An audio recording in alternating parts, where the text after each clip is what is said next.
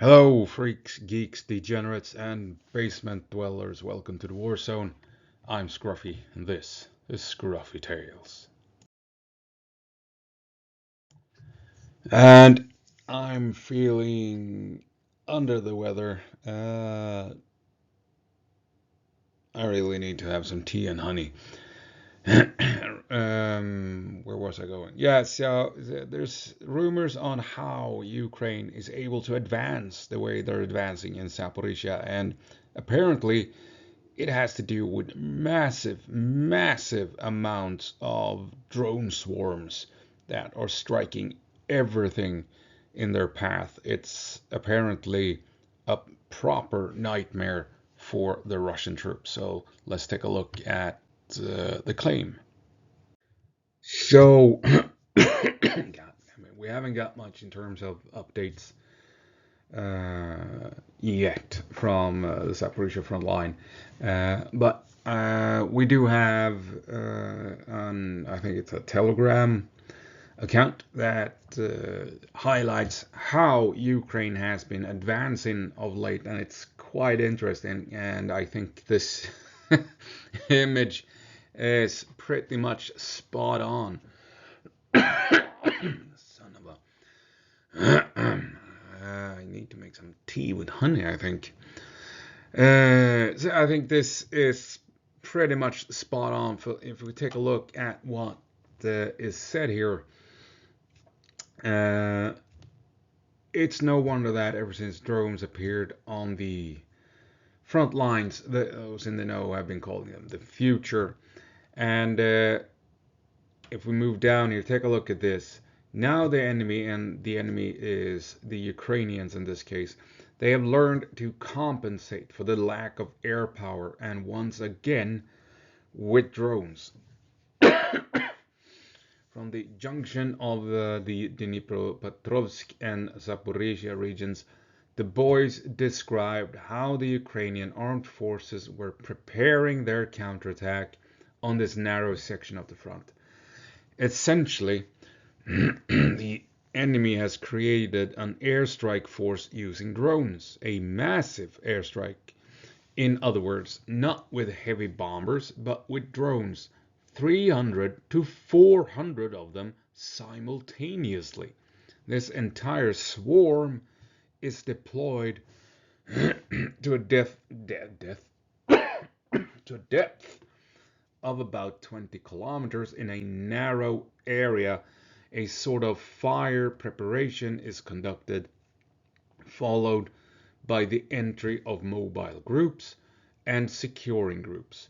They are followed by drone crews, and the process is repeated.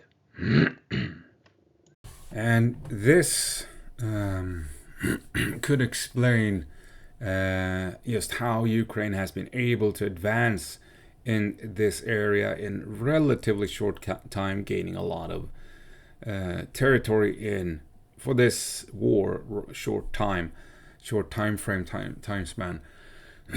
And Ukraine has been spotted in Ternome, Bereshov, Novomykhailivka, Novoriorivka, and Ribne, and elsewhere, and pushing it. Now we still have Russian activity in this area, so this ISW map is a bit misleading. This is only where you have where they have observed Ukrainian troops. Doesn't mean it is secured. This is the blue is where we know Ukraine has been operating. And if we move over to the Ukraine control map, we can zoom in. We can see here in Ternove that we have Ukrainian positions. Here you can have some Russian positions, and going down here into Novoriorivka you have Ukrainians, and south of town Russian is engaged, trying to push into town. So, and all of this appears to have been achieved with massive drone swarms flying in, striking targets, opening up a gap for mobile units to exploit and push through, and then you follow it up with infantry that secures territory gain, and behind the infantry screen you have more drone operators that can send in more swarms ahead of the mobile units strike targets and move in with those mobile units. So this is nothing new. It's just that they've changed the main weapon to achieve the advance. You used to rely on artillery to open up a hole in the enemy line to push through with mobile units, blitzkrieg. And then you would add dive bombers and fighter jets on close air support missions. And then you would add missiles and more accurate artillery strikes and, guided munitions from artillery and everything to hit specific targets that would allow mechanized units to advance through enemy positions. This has been modern warfare since the 1930s.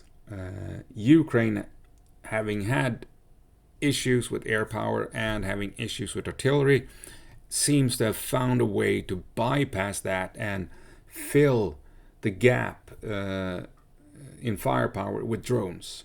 So the drones are doing what artillery used to do, what missiles used to do, what the fighter jets used to do, striking key positions ahead of a mechanized mobile push. And this has allowed the mechanized units to advance. So in this drone war, where they say you can't advance with mechanized units anymore because of drones, Ukraine has found a way. In part due to Russia having issues with Starlink, I think.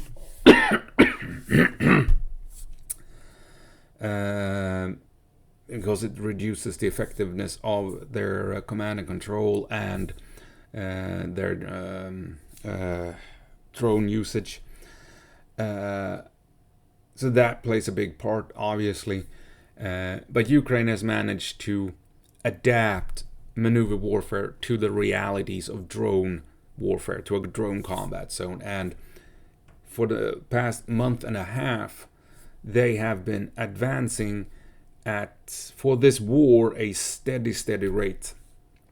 That is somewhat impressive if you compare to Russian advances for the past 2 years.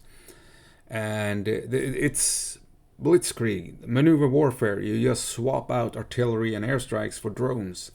You can't push as significantly and as aggressively as the Americans did in Iraq and stuff like that. But it's still, for this war, with the weapons available, a significant push. If we return to ISW here, and I just need to highlight, zooming out, this here is a massive advance for this war in just a month and a half. Russia on average secures about the same amount of territory per month, but they stretch it out in a thin line across the entire length of the front line. So as you can imagine, their advances are not that impressive, but when you amass those gains in a very narrow area, then that has an impact, and that's why we can so clearly see it from afar. Zooming out now, we can see here that, take a look at this. Speaking of advances, Russia has pushed into Rishny here and secured the town, according to ISW, and also pushed strongly north of Udachne and Kotlyne. Took them a while to achieve this. So yeah, you can see that from space as well. But yeah, this still doesn't compare to this, and it took them quite a long time to gain this part of territory compared to what the Ukrainians have achieved down here. So I think it's a good comparison to this is a big Russian success, and compare this to this. So Ukraine, they have managed to figure out how to conduct some form of maneuver warfare in the middle of all the drone swarms hovering around hunting mercilessly for anything that's moving. And if we move over to, I'm going to show you Rybar's map, I think. Just as I hit play, I coughed. Jesus. Right, so Rybar. I think it's Grayskull over on Twitter that is highlighting this with the circle here. So Rybar is acknowledging. You can see here that if this was the Ukrainian mappers, they have, let's see here, this area like this, and over to something like that. This area north of the blue line is under Ukrainian control. We do get sporadic Russian activity around the area, but you can clearly see that the maps differ here. But Rybar, extremely pro-Russian, acknowledges that we are seeing Ukrainians in Novorossiysk. They have been geolocated, and remembering what we talked about in the beginning of the video, how Ukraine uses drones to open up a pathway. That might actually have happened with the Ukrainians being ready up here, if we are to believe Rybar's assessment that this is where they came down towards Novorossiysk here. And so yeah, maybe you had a bunch of Ukrainians up here. You can't see that one, this one. So maybe you had Ukrainians up here gathering for a push.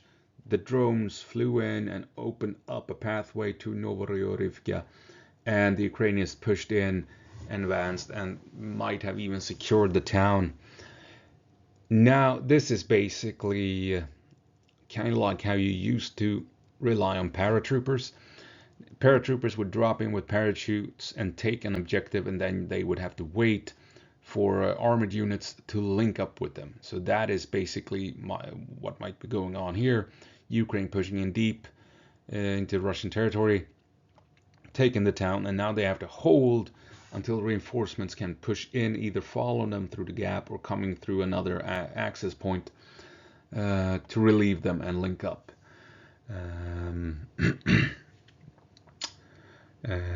But yeah, I think it's interesting. We also have Ukrainians up here, as we can see. So it's not unthinkable that maybe from Novorossiysk, Ukraine has the option to go north to link up with troops up here, and also threaten Uspinivka by going south, like we've been talking about in the previous videos, since there's a big tactically important ridge line between these two towns here. And we also might have Ukrainians trying to push towards Solodka, and that would give Ukraine a decent chance of threatening Uspinivka from the west, from the north, and maybe even pushing into the valley itself, following the river. So taking Novorossiysk gives Ukraine options by the looks of it, and interesting that the hardcore pro-Russians are acknowledging that Ukraine has made a breakthrough here towards Novorossiysk, and potentially relying on massive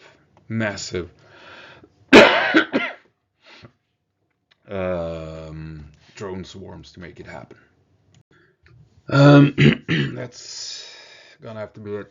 And well, I hope I'll see you in the next one. As always, go po marsh, Ukraine, and give them hell.